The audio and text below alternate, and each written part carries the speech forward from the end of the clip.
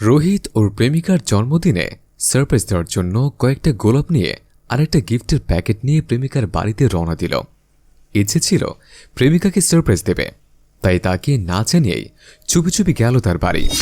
লিজা তখন বিছানা বসেছিল। হঠাৎ রোহিতকে দেখে লিজা বলল, এ কি, তুমি এখানে? আজকে তোমার তো বাইরে থাকার কথা ছিল, তাই না? তুমি হঠাৎ করে কোত্থেকে চলে এলে? তোমার জন্মদিন আর আমি কি বাইরে থাকতে পারি? এই নাও, তোমার জন্য গিফট এনেছে। তুমি কি আমাকে দেখে খুশি হওনি?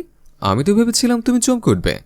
লিজা বলল, হ্যাঁ সবই বুঝলাম, কিন্তু এখন তুমি বাইরে চলো, বাইরে কোথাও গিয়ে গল্প করি। ঘরের ভিতর আমার গরম লাগছে।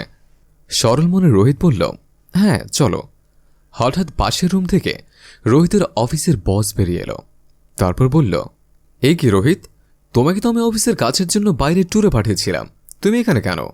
রোহিত বলল, আমি সমস্ত কাজ ছেড়ে একদিনের ছুটি নিয়ে গার্লফ্রেন্ডের জন্মদিন পালন করতে এখানে এসেছি। কিন্তু স্যার, আপনার তো এখানে থাকার কথা নয়, আপনি এখানে কি করছেন সেটা আগে বলুন।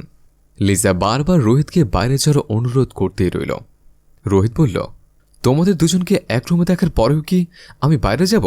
এখানে কি হচ্ছে আমায় খুলে বলো। রোহিতের অফিসের বস তখন রোহিতকে বলল, আসলে তোমার গার্লফ্রেন্ড লিজার সাথে আমি গত 5 মাস ধরে মেলামেশা করছি, আর আমরা লিভ ইনে আছে।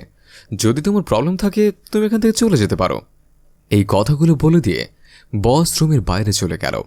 তারপর রোহিত লিসাকে বলল, কিন্তু লিসা, এরকমটা তো কথা ছিল না। তুমি আমায় কথা দিয়েছিলে আমাকে ভালোবাসো, কিন্তু আজ তুমি আমার অফিসের বসের সঙ্গে এরকম কেন করলে?